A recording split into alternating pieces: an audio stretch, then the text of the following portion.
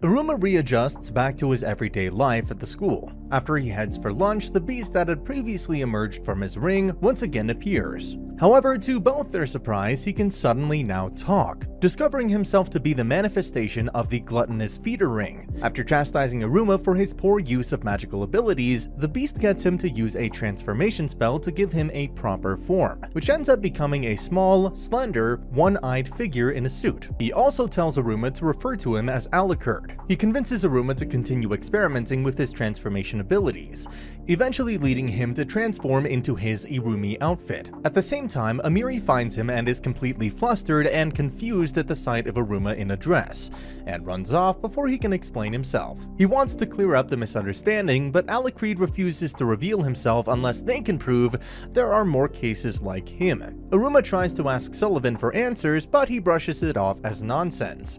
While doing research on the ring and figuring out the moments in the past where Alucard was conscious, Aruma figures out that the higher he gets, the more Alucard changes. Aruma declares his new goal to continue rising the ranks to learn the truth behind Alucard, even if it means standing out more and still failing to clear up the misunderstanding with Amiri. American Amiri has nightmares about Aruma cross-dressing.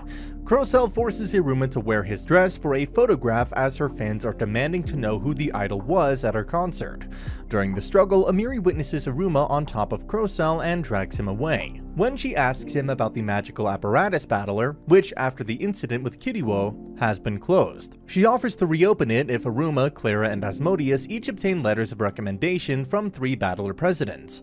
Clara temporarily joins the gambling battler, Asmodeus the new magic battler, and Aruma is forced to join the student council under Amiri. While carrying out student council tasks, Aruma starts to realize how capable Amiri is, especially when she refuses to let Sullivan continue spoiling him. Later, while reading First Love Memories together, Amiri's teacup breaks, which she considers ominous. Aruma soon grows into his role on the council, impressing the other members, while Amiri considers whether to make him a real council member. Amiri is lured away and dragged by an unknown hooded person. Her absence is soon noticed by the council, and when they find her, she begins acting strangely. The student council learns that Amiri has been infected by a spell that, while retaining her old memories, has turned her into a much more dainty, ladylike woman, and that she should return to normal if she keeps up her usual routine. However, the council finds themselves struggling to keep up with the workload Amiri can no longer handle, as well as unable to keep up appearances due to her current cutesy persona. They are then surprised by the sudden arrival of the one the council believes to be responsible for Amiri's predicament, the flamboyant president of the diplomacy battler, Renove Romier. He declares his intentions to take over the student council now that Amiri's no longer fit to run it, while playing coy when they ask if he put the spell on her.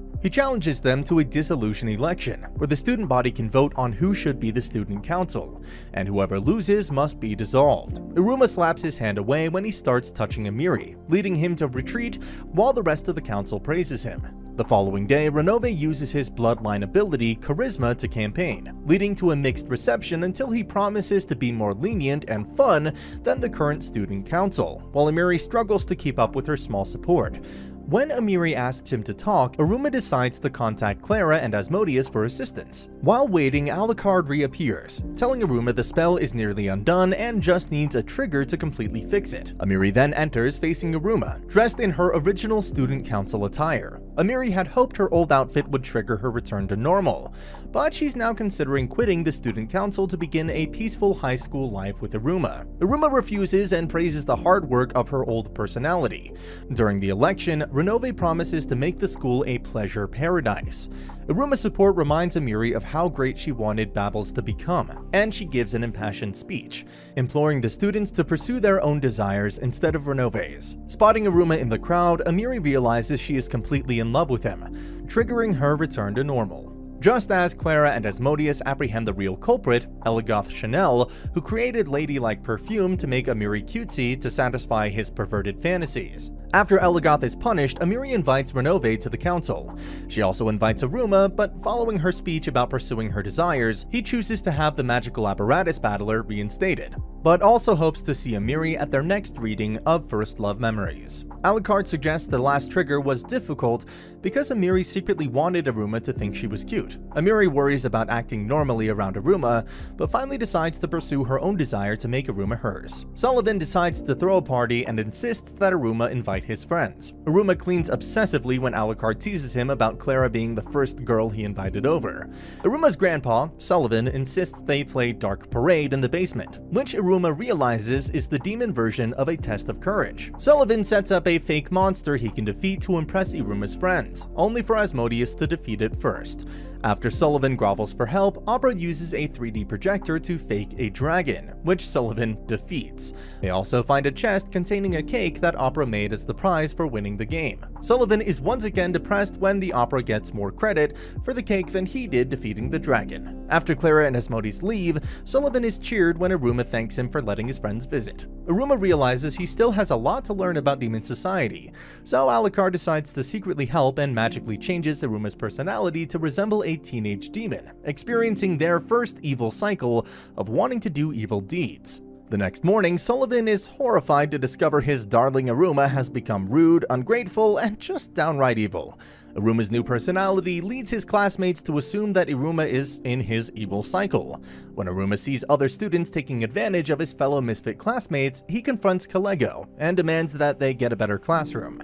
Kalego claims that there are no other available classrooms, but Iruma demands the school give them the King's Royal Classroom, the classroom where the previous Demon King, Durkilla, was a student before becoming Demon King, now closed to honor his memory. Kalego is enraged at the suggestion, so Iruma bets he can get the consent of every faculty member within 3 days, in which case Kalego will have to give them the room.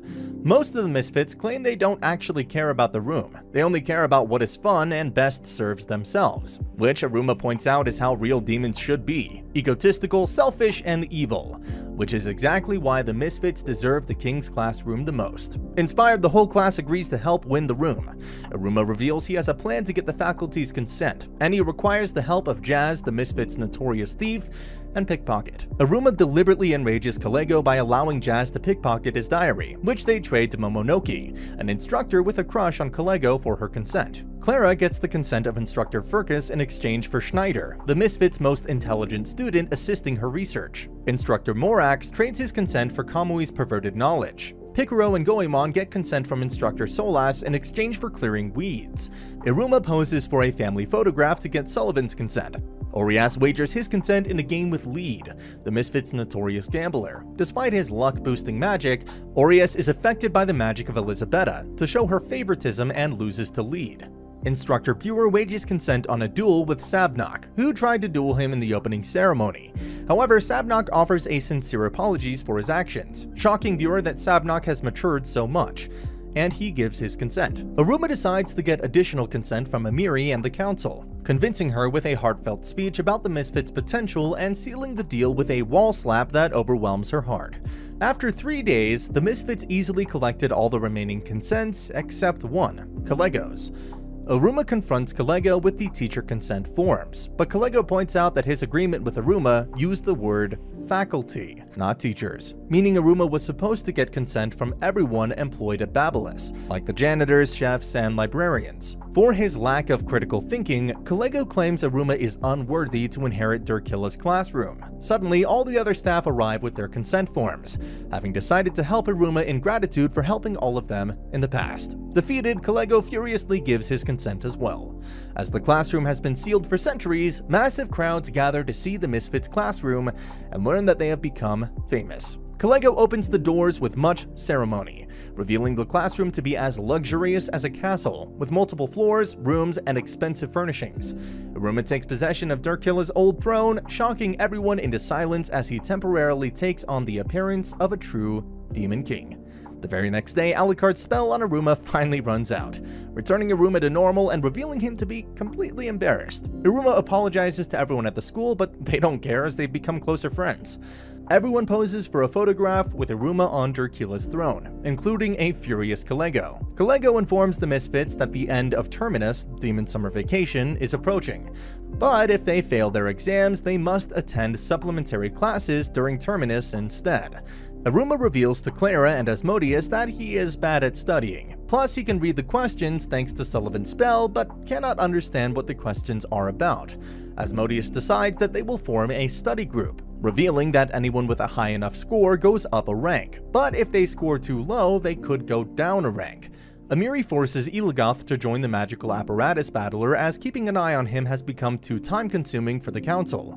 Alucard is also worried since his intelligence is based on Aruma's rank, so if Aruma loses a rank, Alucard will revert to a mindless black flame demon. Asmodeus quizzes Iruma on the 5 subjects, and Iruma gets a perfect score on mythical zoology as every question is about humans and human society. Experiencing an unusual level of confidence from his perfect score, Iruma decides to take an elective class in Netherworld history taught by the mythical zoology textbook author, Balam Shichiro, who is strange even by Netherworld standards. Balam is obsessed with imaginary creatures that may or may not exist, like humans. While discussing how demons evolved wings, Balam notices Iruma doesn't seem to have any, until Alucard hurriedly transforms into miniature wings and attaches himself to Iruma's back. Balam believes Iruma's small wings are a deformity and apologizes for exposing them, revealing that he himself is abnormal as his mask conceals his scarred face. Iruma accidentally blurts out he is human and fears Balam will eat him, but instead Balam is happy to have proof humans exist, and warns Iruma to be more careful in the future, making Iruma realize he is actually quite nice. Returning to class, Iruma finds everyone depressed over studying.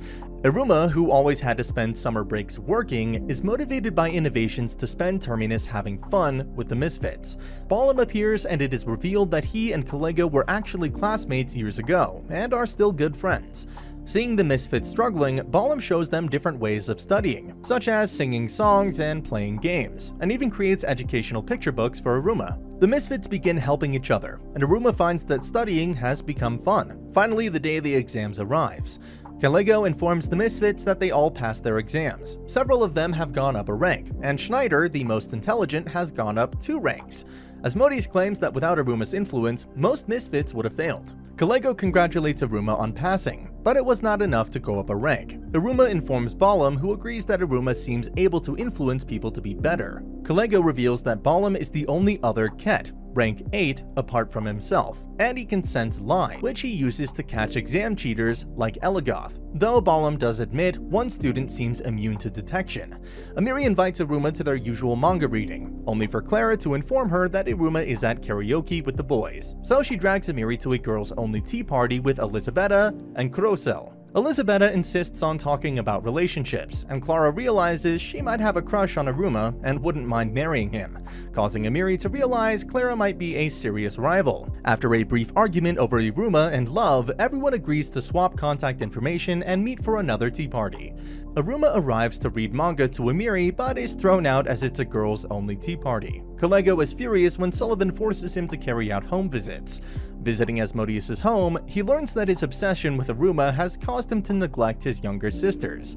Kalego determines that Asmodeus should focus on himself more and could become a very powerful demon. At Clara's home, he is mobbed by Clara's siblings until Urara, Clara's most normal brother, calms everyone down long enough for Kalego to inform their mother. Clara is a troublemaker with a good personality, and a bright future assuming she learns to think before she acts.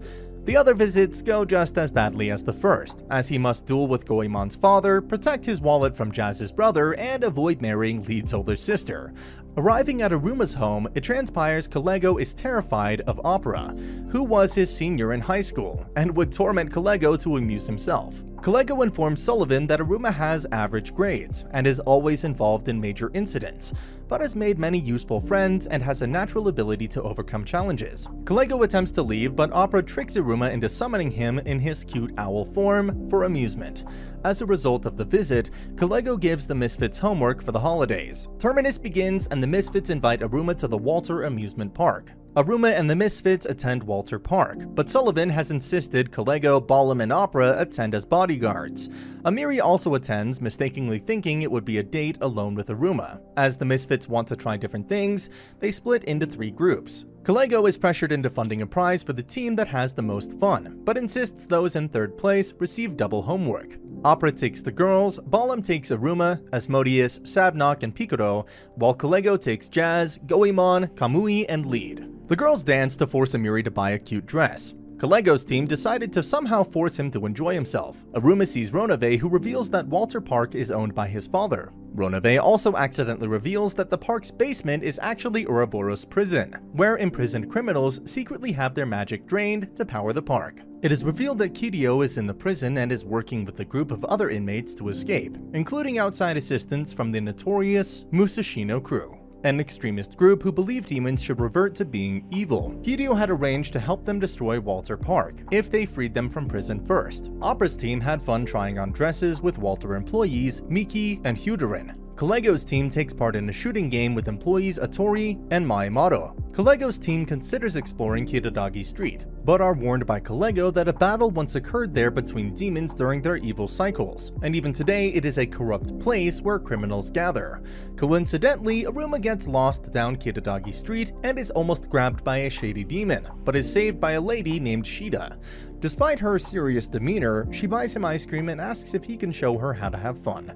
Aruma helps her play with animals at the petting zoo and rides a Ferris wheel. Eventually finding Asmodeus, Aruma tries to thank Shida, but she disappears. Aruma learns about Six Fingers, another criminal group wanting to revolt to the old ways. Ronove removes Picoro's sleep mask and discovers that he is almost impossibly beautiful. Ronove's servant, Wet, leaves and reveals that he, Shida, Miki, Hyudarin, Atori, and Maemoto are actually the Six Fingers, planning to attack Ouroboros and free Kiryu. Wet sets off 3 magical items that summon 3 gigantic monsters to destroy the park: a Carmen Dragon, a Mountain Blue Minotaur, and a Panther Rat. The monsters begin destroying the park. Kalego forces his team to fight Mountain Blue even though they haven't learned any attack magic yet. By combining their various powers, they manage to partially blind, distract, and attack Mountain Blue, but it has no real effect. Six Fingers infiltrate the prison and find Kiryu and open all the cells to keep the guards busy. Triton the Handshaker, who once broke a dragon's neck with his bare hands, is defeated by Hyuderin, whose strength surpasses Triton despite only being a few inches tall. Jazz, having the highest rank, is put in charge by the others, despite his own fear. Jazz tries and fails to come up with an effective plan until Kalego gives him a hint about the necklace Jazz always wears. Aruma is upset that the day is ruined and begins to experience an unusual feeling. Several children are trapped by rubble, and Aruma realizes no other demons are willing to help, their natural selfishness preventing them from helping unless it somehow benefits them, and they abandon the children with ease. Aruma finally realizes what his unnatural feeling is, an emotion he has never experienced before: anger. Aruma rushes to help even though it puts him in the way of the dragon, inspiring his classmates to help. Opera fights Rat with Amiri, insisting on helping. Jazz and the boys manage to distract the Minotaur long enough for Jazz to climb inside its ear. His necklace is revealed to be an ear-piercer whistle, which creates a sound wave that grows louder the more magic is put into it. Jazz creates a huge sound wave that ruptures the Minotaur's ears. Kalego decides they've done enough and steps in, defeating Minotaur with a single move, which he admits was fun and agrees to pose for a victory photograph. Crocell sees the other guests panicking and quickly changes into her Kuromu persona and puts on an impromptu Demdoll show to ease everyone's fear. Amiri reveals her bloodline ability, Romantista, which increases her physical abilities the more she believes herself. With her confidence boosted by Crocell's song, she defeats Rat easily. Opera is so impressed that he offers her a job working for Sullivan, and Amiri is tempted as it would mean living in the same house as Aruma. Aruma and Picoro save the children, while Asmodeus and Sabnok prepare to battle the dragon.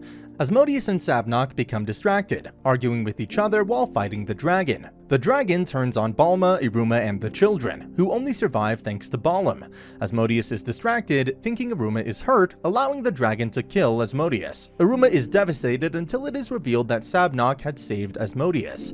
Sabnok is still willing to fight, having learned to surpass his limitations when Aruma saved him from the Valley Guardian, and he scolds Asmodeus for being so concerned with Aruma that he forgot to have ambitions of his own. Balam creates the giant wooden dragon, Nigapanir, and kills the dragon. Six Fingers sends the 3 monsters to defeat and merge them into the larger composite magical beast. Opera has Aruma summon Kalego in his owl form, who teams up with Balam and Opera to defeat the beast. Kalego is devastated to learn that when in his owl form, his familiar, Cerberus, becomes a puppy. The beast gathers its remaining magic to create a bomb to kill everyone in the park's emergency shelter. Unable to do anything in time, everyone is shocked when Ronove appears and uses his charisma ability to force Beast to look at him, aiming the bomb away from the shelter and towards himself. Just as Ronove is about to die, Aruma steps in front of him. Aruma unleashes Alucred, who swallows Beast's magic, defeating it for good. Kalego scolds Iruma for risking himself again, but admits he did it excellently. Opera understands why Sullivan chose Iruma as his grandson. Six Fingers reach Kirido and explain that Lord Ball sent them. Kirido is overcome with emotion, realizing Iruma destroyed the beast and believes they are fated enemies. When Ball contacts him, angry Walter Park still stands as its purpose to de-stress demons and their evil cycles is a barrier to his plans. Renobe's father puts the misfits in a hotel as thanks for saving his park. Amiri approaches Iruma alone at a party, despite it looking like a romantic manga scene. Iruma tells her he is still unsure of his ambition, but for now, is happy to keep having fun. Amiri asks Iruma if one day they can do something together, just the two of them, and despite being interrupted by Clara and Asmodeus, Iruma agrees, causing Amiri to pass out. The attack is mentioned on the news, and Iruma becomes a hero overnight, causing the hotel to be swarmed by reporters and admirers. As it is unsafe to return home, Clara invites them to her house instead. Iruma is surprised as he's never been invited to a friend's house. Arriving, they find Clara's mother and siblings going overboard to welcome Clara's first friends. The home is filled with strange objects, apparently sent home by Clara's father, a professional adventurer. Clara is embarrassed when Iruma is shown her baby picture album until he remarks that she was super cute. It is explained that the family collects their food from the surrounding hubbub forest. Clara and Asmodeus try to compete over finding the best ingredients for Iruma, so Clara's mother suggests hunting the shabu shabu from Collateral Cave, the most delicious beast in the forest. Clara praises Iruma as the hero of Walter Park, causing Asmodeus to consider if he actually helped at Walter Park at all. The shabu shabu is a strange monster made from both animal and vegetable parts. Clara's brothers almost get eaten by shabu shabu, but Asmodeus saves them, and Clara's mother arrives and catches shabu shabu. After dinner, Clara is revealed to be excellent at singing relaxing bedtime songs. The next morning, Clara's mother secretly adds more photos to her album, showing Clara's continue to grow up. Emil's father, Henry, flies towards Clara's home. Henry informs Iruma that he can return home, but turns furious when Iruma asks about Amiri. Amiri plans a perfect date and arranges to meet Iruma privately at Aqua Case, an aquarium/swimming pool, but Iruma remains oblivious that it's a date. Amiri's plan fails repeatedly. Due to her greater height, she cannot hold Iruma's hand because their hands are too far apart, and Iruma can't hold her from behind on the water slide because her taller height means she has to ride behind him instead. Iruma buys gifts for everyone, including Clara, which makes Amiri jealous and worried that the date isn't exciting enough. They attend a fortune-telling show where Mako, a water dragon, physically picks ideal romantic partners. Unfortunately, the water has washed off the perfume, hiding Iruma's human scent. So Mako tries to eat him. Amiri defeats Mako, ending up with Iruma in her arms. Amiri becomes depressed, thinking her plan was a total failure, until Iruma notices a cut on her leg. Despite the embarrassment, Amiri claims it hurts to walk and wants to be carried. So Iruma uses magic to make the taller Amiri light enough to carry in his arms, making her realize that despite her plan's failure, it was the best date ever. Iruma finishes the extra homework assigned by Kalego for losing the water park competition. Sullivan and Opera take him shopping, and while buying books, Sullivan purchases a copy of Prophecies about the Demon King. Many people wonder why Sullivan still hasn't taken the throne, so Iruma asks about the Demon King.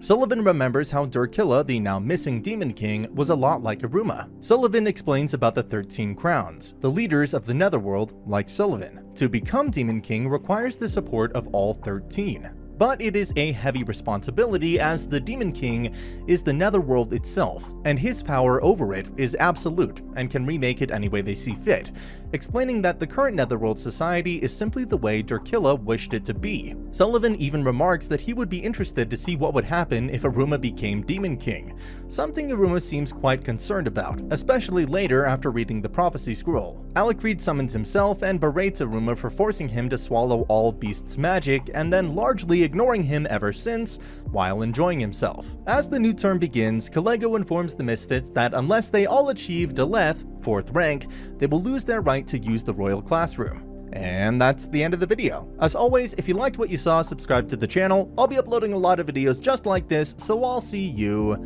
at the next one.